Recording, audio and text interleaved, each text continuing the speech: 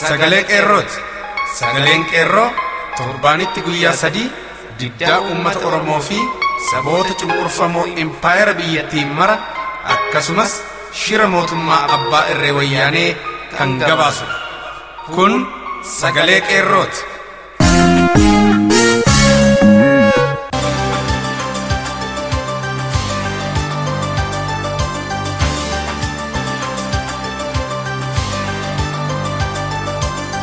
Fulbaana 20 bara 2015 harka fuunee akkam jirtu dhaggeeffattoota keenyaa jaallatamuuf kabajamu baga ganna bacaqii irraa gara birraa buuqaatti nagaan geessan jechaa sagalee qeerroo irraa qophii keenyaarraa eegallee jirra.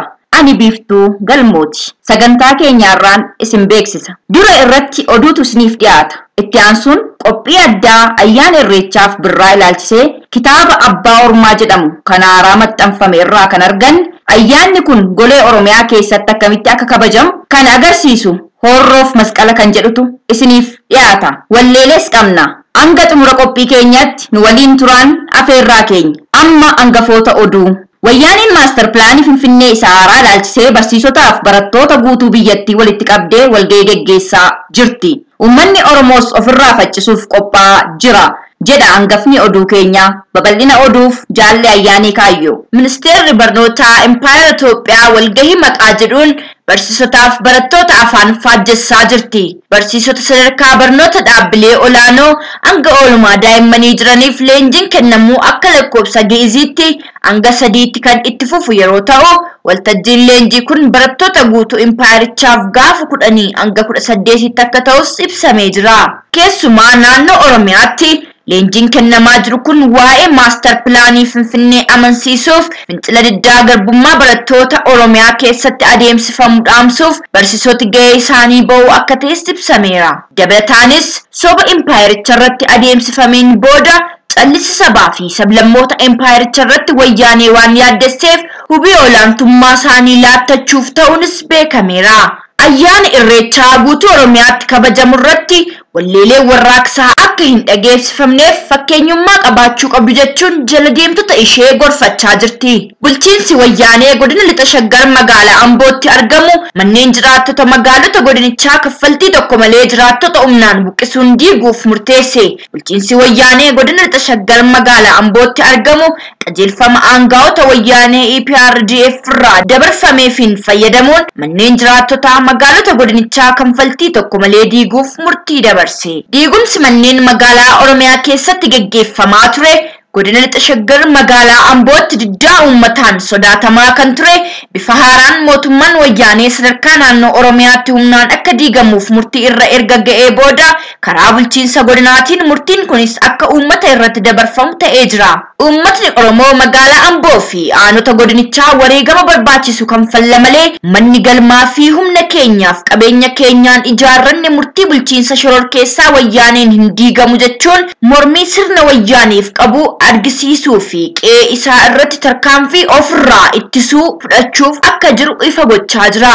Haalli diigumsa manneen jireenyaa uummata magaalaa kun kaffaltii tokko malee Oromiyaa keessattuu godinaalee dhiyaa Oromiyaa kanneen akka Naqamtee, Gimbii, Kibba Lixa Shaggar, Walisoo, Jimmaa fi Mattuu keessatti adeemsifamaa jiraachuun wal qabatee uummanni sadarkaa dahoo dhabee jiruuf jireenyaan dararamuu irra gahaa jiraachuun ibsameera. Bulchiinsi mootummaa wayyaanee kaartaa pilaanii hin qabdan maqaa jedhuun akka sababaatti kaasuun uummata waggaa dheeraa qe'ee isaarra jiraachaa turee fi qaala'insa jireenyaan dararamaa jiru irratti mana galma isaanii diiguun jibbiinsa roorroo fi ilaalcha mootummaan garboonfataa abbaa irree wayyaanee Oromoof qabu kan calaqqisiisudha waan ta'eef uummanni Oromoo wareegama qaalii fedhe kanfaluun diddaan dura dhaabbachuu qaba jechuun qeerroon bilisummaa Oromoo dhaamsa dabarsee jira.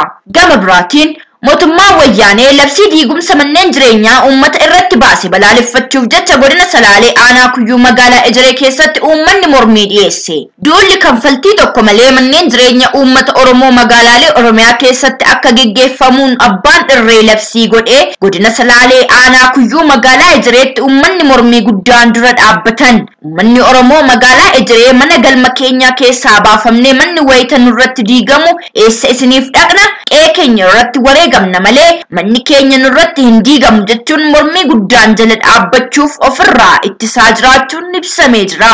mootummaan wayyaanee EPRDF manneen jireenyaa uummata Oromoo magaalaalee Oromiyaa garaagaraa keessatti argaman kaffaltii tokko malee mana galma isaanii keessa jiraatan irratti diiguuf murtii mootummaa naannoo Oromiyaa fi godinaaleetti qajeelfama dabarsuun ergamtoonni wayyaanees ergama diinummaa gooftolii isaaniin itti kenname hojiirra oolchuuf mana galma uummataa diiguuf murteeffatan. Yakki diigumsa manneen jireenyaa kaffaltii tokko malee gaggeeffamaa jiru kun uummatni qe'ee isaanii irratti wareegama kamuu kanfallee akka dura dhaabbatu isa dirqee jira. Yakki diigumsa manneen jireenyaa kaffaltii tokko malee gaggeeffamaa jiru kun uummatni qe'ee isaa irratti wareegama kamuu kanfalee akka dura dhaabbatus itti dirqee jira.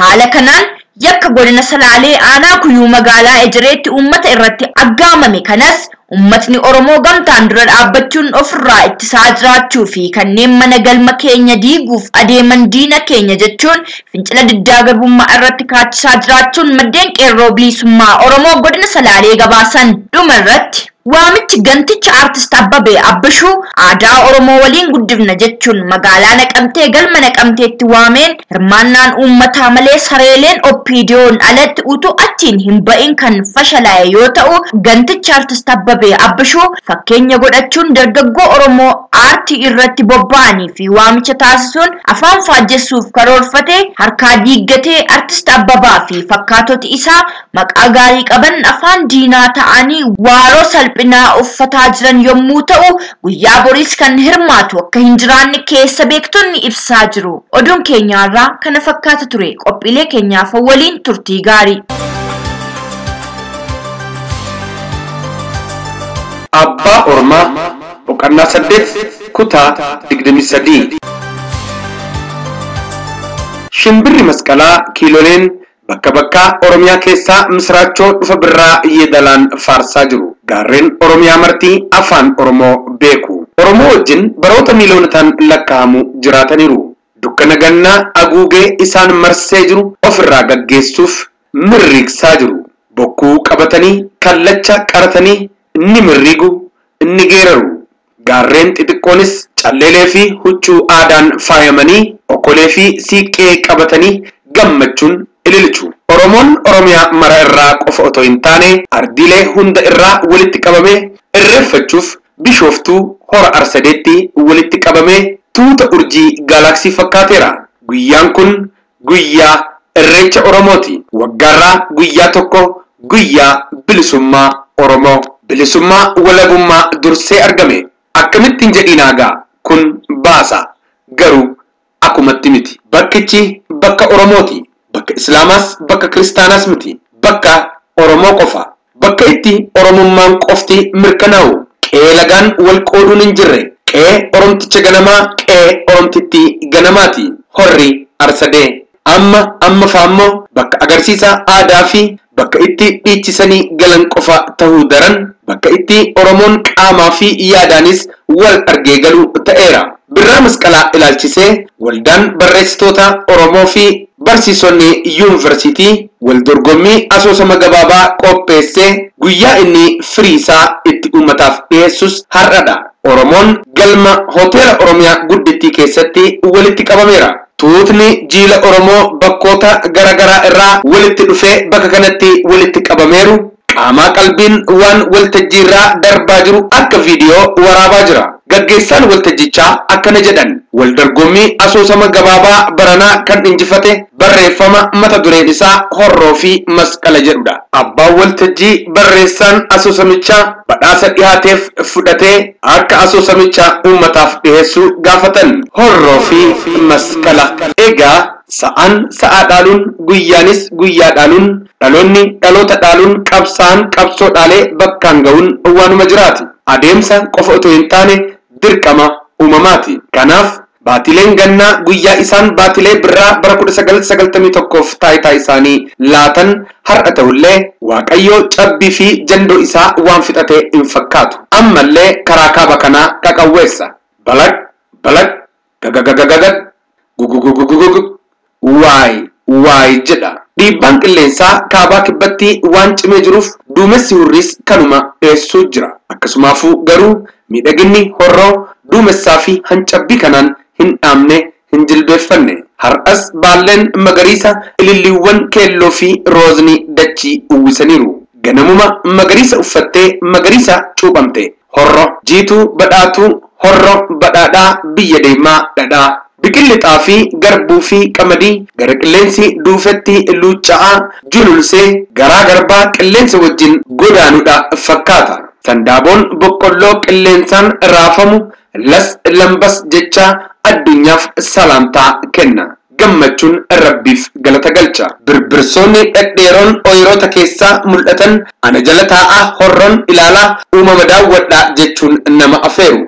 Ejersoonni akka odaa daddagaagee bakka iyyuutti mul'atu kan qilleensa horroo isa unatamee habbuqqatamee hin quufamneen guddate hangam takka akka irree jabaatu mirkaneessuuf kan uumamanidha fakkaatu. Biqilli margeenii ijoollee ganamuu qulqullummaan ishii eegamu fakkaata. Bargamoon ishii sarbaa fi tafa dubartii fakkaatu. Yoo laalan ilma harma haadha gaarii hodhee guddate malee nama jechisiisu. Bosona isii kanneen akka caatoo guyyaa dukkaneessan bishaan ishii kanneen akka fincaa'aa halkan addeessan yommuu ilaalan samiitu horroo irratti gadi bu'e samiitu horroon ammate malee bishaantu dambali'ee ciisaa nama jechisiisu. Mar'ata saawwaa himimsuu fardaa jaalala bullaallaa hursa kanniisaa wallisa shimbiraa wayita ilaalani afaanii baasee dubbata. Uumamni Ali birraa tahee si weellisa. Soora lubbuuti leellisa qalbii ikoosuma waartu badhaasa rabbii jedha. Weellisa hin quufamne qooqa miidhagee si miidhagsu qooqa uumamaa qooqa horroo. Horroo daawwitii addunyaati. Daawwitii maalummaa addunyaa keessatti ilaalan daawwitii uumamaa. Namaa fi saawwa isaa fardaa fi gaangee isaa haturuuti saree fi hadurreen isaallee qananiidha. Horro hormaata dhiiraa jayinaa horro hormaata gootaati. Kanaaf weellistoonnillee ijoolleen baddaa horroo ganna ganna daaktuu bishaaniiti ganna ganna daaktuu bishaaniiti. Ijoolleen dambii dolloof gimbii gubbaa ooftuu xayyaaraati ganna ganna ooftuu xayyaaraati jechuun kan horroon faarsan. Biyyi baddeessaa biyyi goraa biyyi gaagurri tooraa biyyi margishee luuccaa biyyi coqorsii walmaraa biyyi dheeda saawwanii biyyi boqataloonii biyyi godaa fardeenii biyyi ijoolleen rooba keessaa billaachaan taphattu kun bakkisaa Wallagga lixa Oromiyaati. Ilmaan abboolee jaawwii horro guduruu biyya Abishee Garbaa. Ayyoon koo hoggu takka jiidha harkaa dhabdeen beektu magaalaa cululuqxuu tokko. Dhadhicha isii gurgurteeti fakkaata sabbata ishii hiikkattee qarshiilee abbaa dhibba kurnan isaa natti kenniteetiin ogummaa kiyya kaniin amma irra jiru kanaaf beeksisa barbaachaa miila keessaa fudhe. Qaata gaafas har'a garuu yaadeera. Abbaan koos fardasaa yaabbatee gaabiisaa ol batee gaachanaa fi eeboosaa halangaa qabatee ija koo dura adeema. Har'ammoo horroo keessaa quufti ni shaffate deegatu mootome saawwan hin mirgisan. HIV AIDS fi buseen nama fixe jechuu gan dhagee garaan na bora. Dhiigni Abishee Garbaa na keessaatii danfa. Dhiigni Oromummaa kaanis goota meeqatu na garaa jira. Garuu guyyaa tokko yookaan anatu isaan dhala yookaan isaantu na dhala. Bah akkumaan ciniinsifadhettoo hin hafu. Kana bilcheesseetiin beeka. Har'aaf maqaa isaanii yerootu lagata. Ekeraan isaaniitis deega ni qaanfata. Hin barreekaa qaata. Warri isaanii jiifatee soorata. Way anaalalisaa hoggaan xinnoo aaree walalchuudhaan fedha. Yaa silmii bunuutii. Yaa silmii bunuutii maal taatee saanii koo duroo ni mirgiftii. Mayra nan dheechisa bishaan nan obaasa. Yaa silmii bunuutii sumatu huqqisa. Situ dhiiga xuuxaa foonisii irraa fixa. Ati garaa baafte isii lafee yaafte. Sa'a koo siif dhiisee arrakkoo mudadhu. Ameessa koo dhiisii jiruutee filadhu. Of danda'ii bulii feetu biyyoo nyaadhu. Ati ni bareedde gabbatte ka arbaa dalluu baafte gooba. Ilmaan irra tortee itti taate abbaa. Otoon irra jiruu sa'atoo nan dhaaltu summiin sitti darba. Godhu maaliin gaabbaa. Annani aadaan koo coroorsaa fi baskaa dhadhaa jireenyi koo. Alloon dhabuun ta'u tikfachuun seenaa koo. Si hilu nan dhiisu ayyaanni abbaa koo. Kamakkamka narrakkab goofaree eeke dhaboon duroo jirtee gorobe. Dhaabee sagalee eeke tapha kana isinis akkanaaf afeeramtan afeerraa kiyya. Mee ittiin shikif je'aatii haasawa keenya itti dachaana. Tole. birraan bari'ee hoggaa masqalli ga'uuf ammoo dhuguma waaqayyo obsaan dhaba. Waa hedduu obseen of to'adhee bara dheeraa hedduu ta'a. Jaalalaan masqalaaf qabu garuu dhabee taa'uun dadhabe. Sammuun koos fireenii dhabeetii foollee ta'a. Onneen koos to'achuu dhabeetii futtaafata. Lubbuun koos na onseeti horrootti godaana. Horroorra bololaata. Laayibrarii aadaa seenee galmee ijoollummaa koo gaggala galchee fiilmii isaa ilaala. Ishobboo koo sirba. Hiyyaasee taphata. Ishololii faarsa. Sooyyama dhabullee mar'immaan koo guba. Abaaboo fuunfata. Shurrubbaa daawwata. Shittoo urgeeffata. Mudhii qaqqabata. Uffata. Huccuu haaraan boona. Falfala qabata. Xombora dhaguba. Hiyyoo koota. Masqala gumneedha. Hadaan baqeedha. Babbaqaqeedha.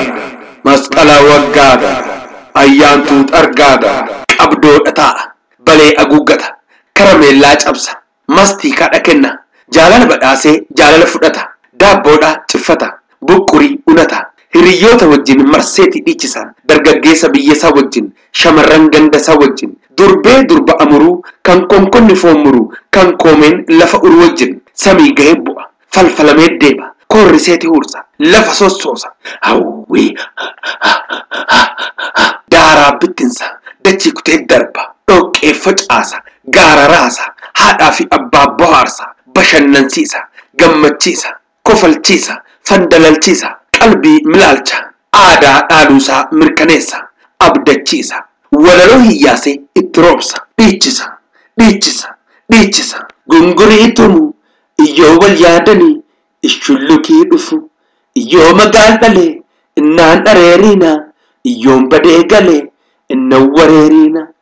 Horrattan galaa. Innan wareeriina. Bosonuu korma. Saroon narkifte. Iyyaa jiruu orma. Ikkan shee dubbatti. Ikkan koo lakkifte. Iyyaaseen kololeeko. Na fuute kaamu goleeko. Na qabii koddon soreeko.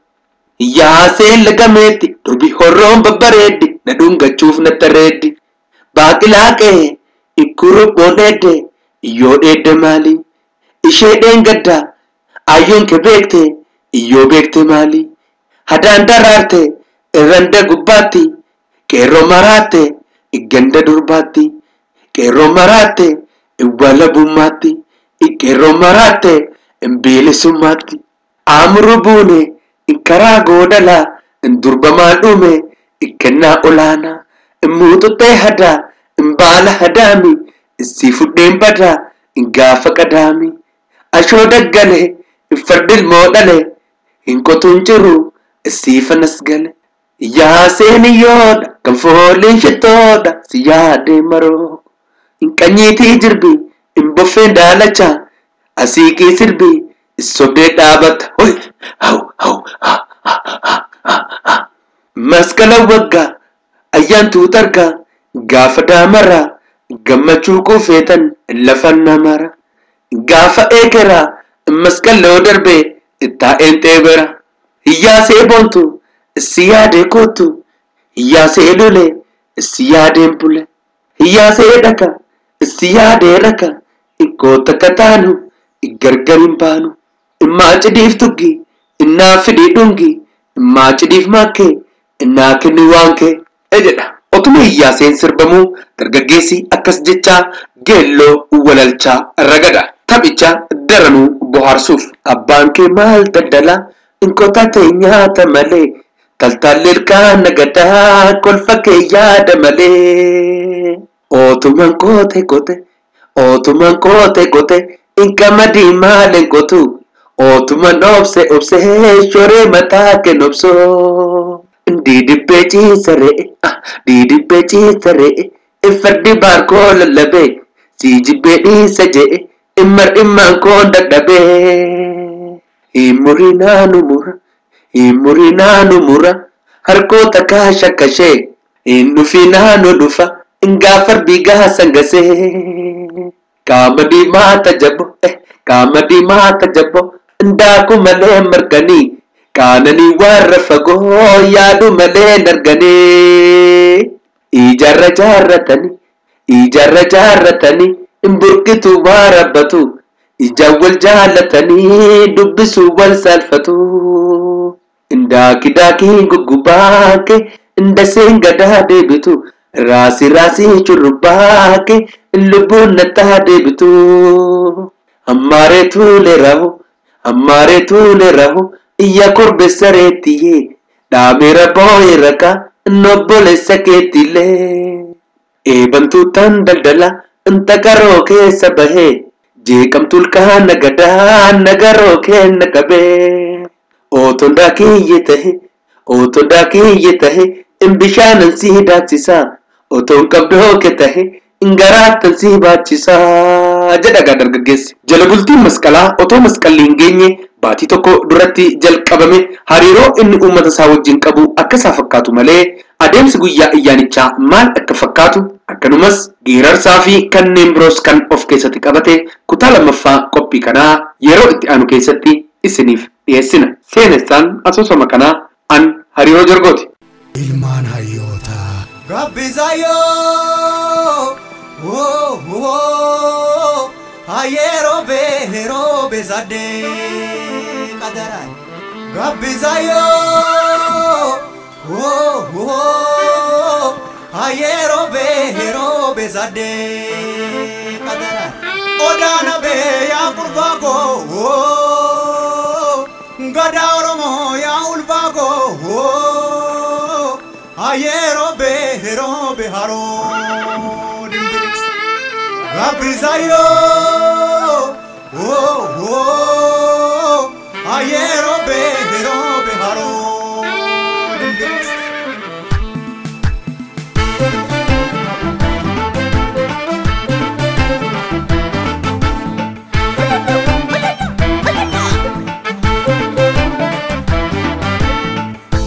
Gabbisaayoo kanduri warri gadaan bulu kutaa galate. Gabbisaayoo kanduri warri gadaan bulu kutaa galate. Gabbisaayoo kanduri warri gadaa qabu baalli suphate. Gabbisaayoo kanduri warri gadaa qabu baalli suphate. Madda walaa burraa dhufan garri. Raabaa fi dooriidhaan duulan garri. Keenya gadaan seera duraan dhaabatan bari. Odaana bee jala bule seerri.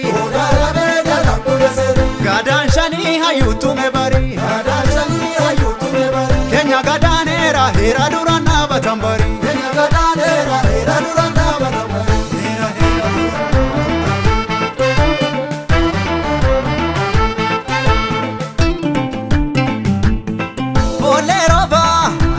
Gabbise obola matiya. Bolle robe gabbise obola matiya. Atalenda na bakute robe gabbise obola matiya. Hiriya wal kabadufte robe gabbise obola matiya. Abbonanga hegada robe gabbise obola matiya. Inyutin bahe bada robe gabbise obola mitiya. Volen sirba dichise. Volen sirba shubbise. Maragamana rarfama volen sirba shubbise. Volen sirba dichise. Gada seera tumama volen sirba dichise. Volen sirba shubbise. Robe mise gadati ya hayute bise. E horati mal godati he michili me sirbili e horati mal godati.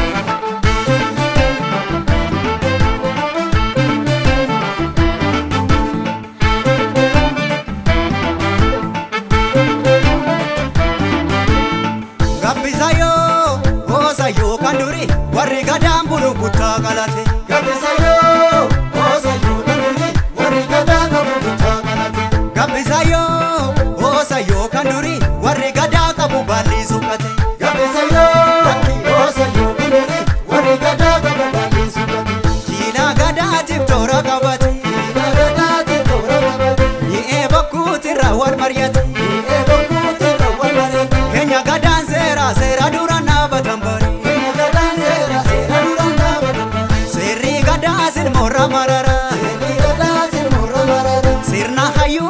batan dura sirna hayyuu sirna batan dura keenya gadaaneera heera dura na batan bara keenya gadaaneera heera dura na batan bara heera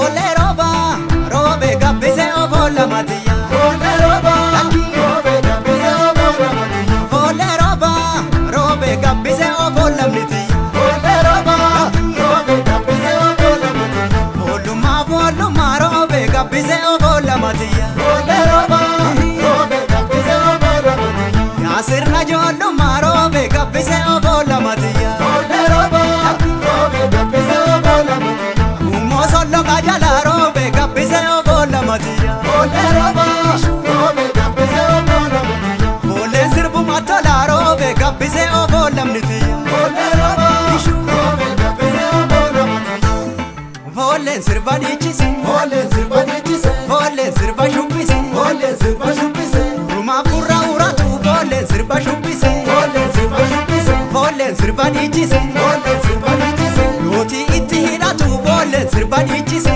ole sirba dichise ole sirba shubbise ole sirba shubbise robe mise gadati ya hayute bise robe mise gadati ya hayute bise he horati margolati he michuli me sirbili he horati margolati he michuli me sirbili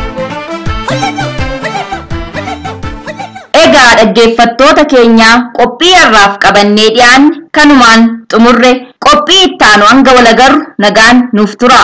Injifannoo uummata Oromoof gadaan gadaa bilisummaati.